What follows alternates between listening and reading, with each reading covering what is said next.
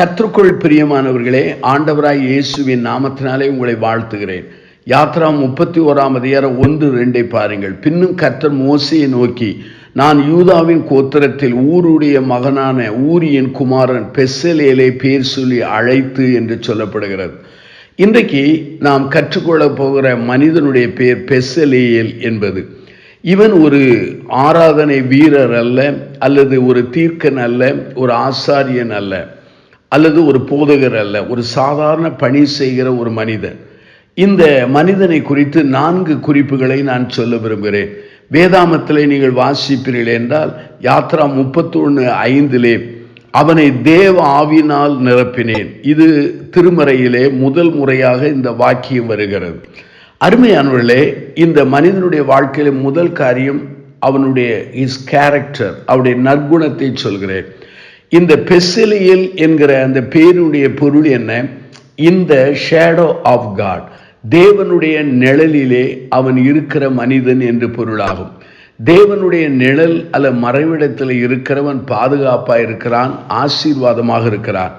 இன்றைக்கு அநேகர் தேவனுடைய நிழலிலே அல்ல மறைவிடத்திலே ஒளிந்து கொள்ளுகிற நிலையில்லை, தங்களை வெளிப்படுத்துகிற நிலையிலே வாழுகிறார்கள், தங்களை முன்னிறுத்துகிற வழியிலே வாழுகிறார்கள். உண்மையான ஊழியர்கள் சிலுவைக்குள்ளே மறைந்து ஒளிந்து அவர்கள் வாழ்வார்கள். இவனுடைய வாழ்க்கையிலே அவனுடைய பணி வேதாமத்தில் எழுதப்பட்டாலும் அவனுடைய வாழ்வு உண்மையாகவே தேவனுடைய மறைவிடத்தில் இருக்கிற நிலையிலே காணப்படுகிறது. இரண்டாவதாக அவனுடைய அழைப்பு என்ன? Is call. யாத்ரா 31:2-11 வாக்கியங்களை வாசித்து பாருங்கள். இவனை ஆண்டவர் ஆசரிப்பு கூடாரத்திலும் ஆசரிப்பு கூடாரத்தில் உள்ள பணிமுட்டுகளை செய்வதற்குரிய அழைப்பை பெற்றான். தேவன் தன்னுடைய திருப்பணிக்கென்று என்னை உங்களையும் அழைத்தாலும் அழைப்பு வித்தியாசம், பொறுப்பு வித்தியாசம், கடமைகள் வித்தியாசம், தாளந்துகள் வித்தியாசம். இவன் ஒரு போதகர் அல்ல, ஒரு தீர்க்கன் அல்ல, ஆராதனை வீரரும் அல்ல. ஆனால் தனக்கு கொடுக்கப்பட்ட வேலையை மாத்திரம் செய்தவனாயிருந்தான். உங்களுடைய வாழ்க்கையிலே தேவன் உங்களை எதற்கென்று அழைத்திருக்கிறார் என்பதை கண்டுகொள்ளுங்கள். மூன்றாவதாக ஹிஸ் கம்ப்ளீஷன், அதாவது அவன் எல்லாவற்றையும் முடித்தான். நீங்கள் யாத்ரா 38 எடுத்து வாசித்து பாருங்கள். அதில் 22வது வாக்கியம் மிக தெளிவாக சொல்கிறது.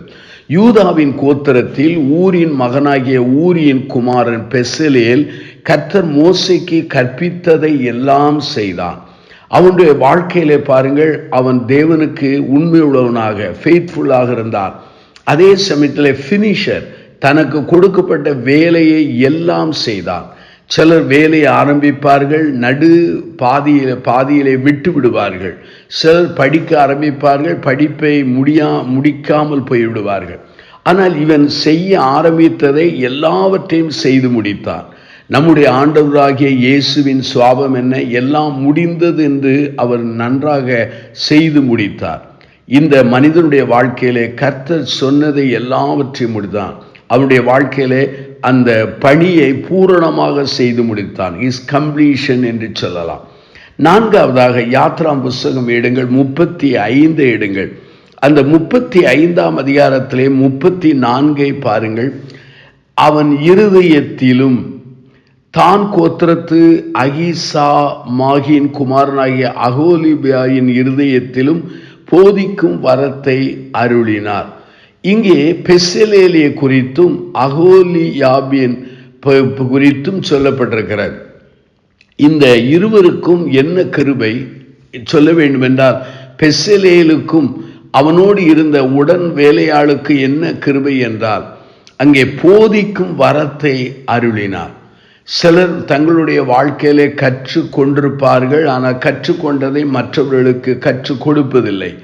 ஆனால் இவனுக்கு ஆவியானவர் நிரப்பினார், சகல வேலைகளை செய்யும்படி தேவ ஆவியினால் நிரப்பினார்.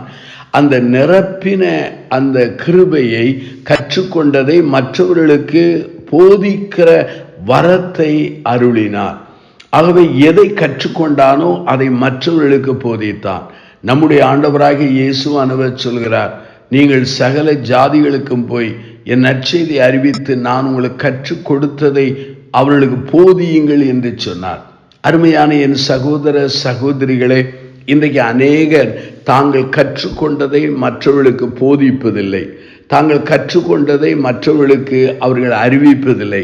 அப்போஸ்தலனாகிய பவுல் தேவ சமூகத்திலே தான் கற்றுக்கொண்டதை ஒன்றை கூட மறைக்காதபடி, மறுக்காதபடி, அல்லது மூடிக்கொள்ளாதபடி, அல்லது அதை ஒழித்து கொள்ளாதபடி தன்னுடைய விசுவாசிகள் தன் உடன் ஊழியர்களுக்கெல்லாம் பகிர்ந்து கொண்டதை திருமறையிலே வாசிக்க முடிகிறது. ஆகவே 4 காரியங்களை சொன்னேன்.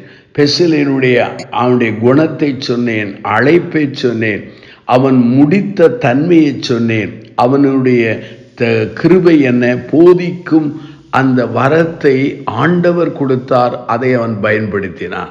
நம்முடைய வாழ்க்கையிலே பெசலேலோடு நம்முடைய வாழ்க்கையை ஒப்பிட்டு பார்த்து அர்ப்பணிப்போம், பிரார்த்தனை செய்வோம். ஜீவனுள்ள பிதாவே, இந்த நல்ல நாளுக்காக நாங்கள் நன்றி சொல்கிறோம்.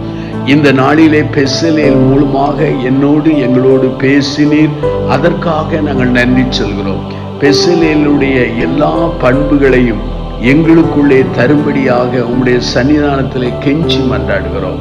ஆண்டவரே, உம்முடைய வல்லமையினாலும் கிருபையினாலும் ஞானத்தினாலும் எங்களை ஆவியினாலும் நிரப்பி தாரும். எங்களுடைய வாழ்க்கை மூலமாக ஆண்டவரே உம்முடைய நாமம் மகிமைப்பட உதவி செய்யும். எல்லா மகிமையின் துதியும் உமக்கே செலுத்துகிறோம். இயேசுவின் நாமத்தில் ஜெபிக்கிறோம் பிதாவே.